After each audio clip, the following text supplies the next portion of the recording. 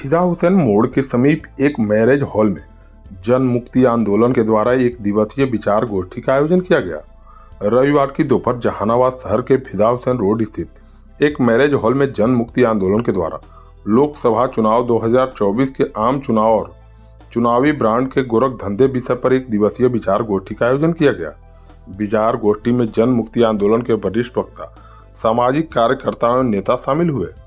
इस संबंध में आयोजनकर्ताओं ने बताया कि देश के वोटरों को यह जानने का हक है और यह हक हमारा संविधान देता है कि आखिर हमारे देश की पार्टी को चंदा कहां से और क्यों आता है। आज हम लोगों ने विचार गोष्ठी का आयोजन किया और इस गोष्ठी के जरिए हम देश के नागरिकों को बताना चाहते हैं कि आखिर संविधान हमें हमारे देश के पॉलिटिकल पार्टियों से क्या क्या सवाल करने की इजाज़त देता है और हम क्या क्या जानने का हक रखते हैं। कि जो वोटर हमारे हैं, जिनको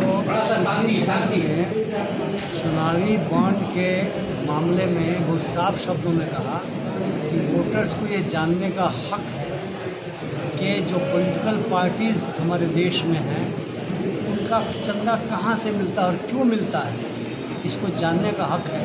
इसको सूचना का अधिकार कहते हैं और संविधान के आर्टिकल 19 के उप आर्टिकल कह सकते हैं आप, एक में इसका वर्णन किया गया है कि अगर हमें बोलने का अधिकार है, अभिव्यक्ति का अधिकार है, तो जानने का अधिकार के बिना तो हम बोल नहीं सकते। इसलिए सुप्रीम कोर्ट ने माना कि यह सूचना का अधिकार है जो संविधान ने प्रदत्त किया है, इसलिए वोटर को जानने का हक है। तो हम लोग भी जो लोग यहाँ पे बैठे हैं, जो वोटर हैं, उनको ये बात बता रहे हैं कि सुप्रीम कोर्ट ने बातें कही हैं और आप जो भी अपना चुनाव के समय निर्णय लेंगे बहुत ही सोच विचार करके निर्णय लें। और ये चुनावी चंदे का जो गोरख धंधा हुआ है, इस गोरख धंधे को समझना पड़ेगा।